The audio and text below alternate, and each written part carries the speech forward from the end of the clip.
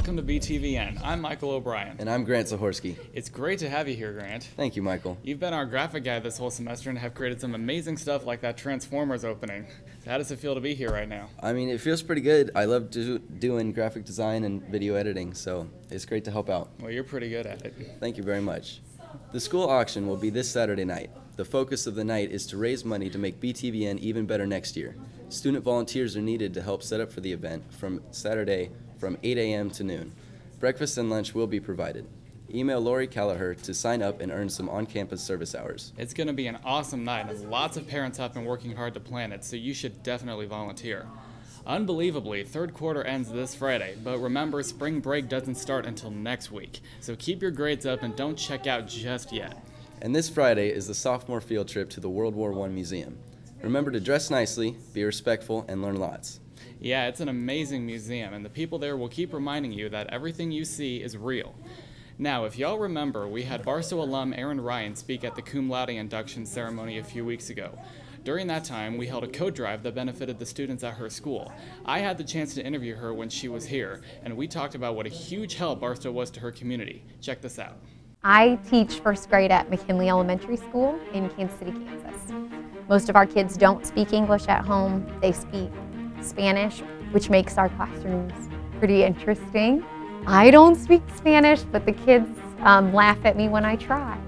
I began working with Erin, in like 2004 or 5, when she returned from China. And she came back very jazzed up in terms of wanting to make a difference in this community. We're a high poverty neighborhood.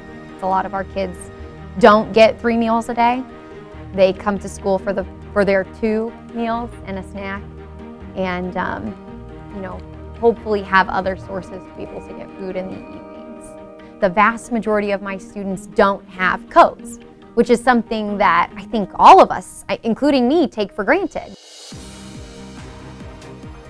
I was able to give her already, at least a half a carload of coats. But then the day of cum laude, she filled up her car, and really she couldn't even see out the back. It was full from floor to ceiling, and as well as the trunk. I've already taken a load of coats to the building, and I can tell you that firsthand that the kids that received the first set of coats, I mean, it was a total difference in what you typically see at the end of the day.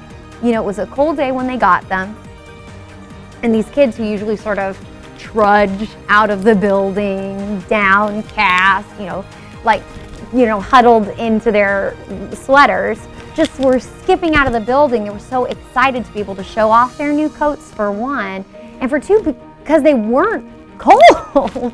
In student council, we made little signs to put up in the whole lower school to tell about the coat drive. Share the warmth!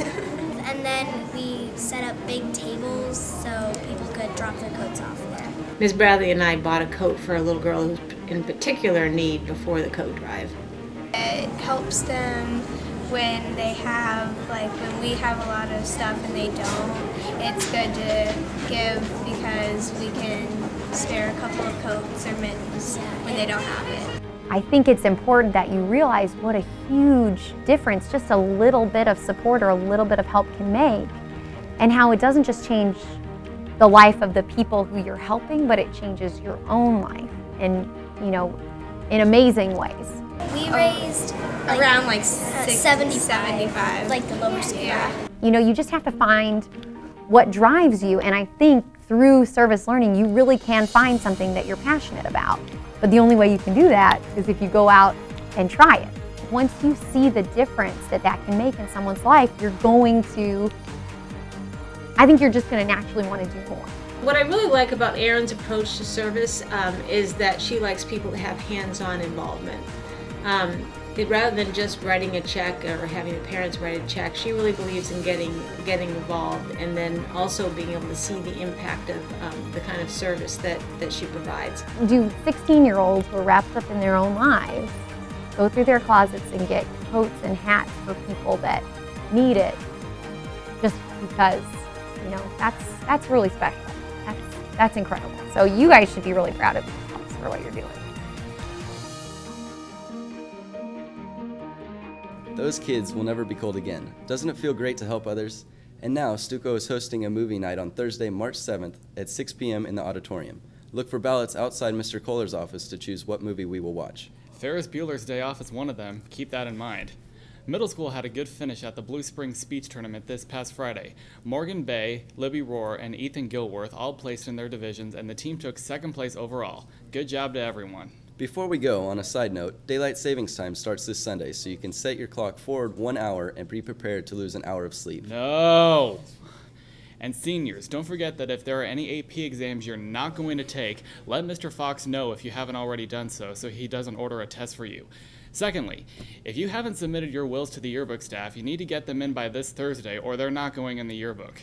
That's all for today. See you tomorrow. I'm Michael O'Brien. And I'm Grant Zahorsky. Have a good day and get to class on time. Oh,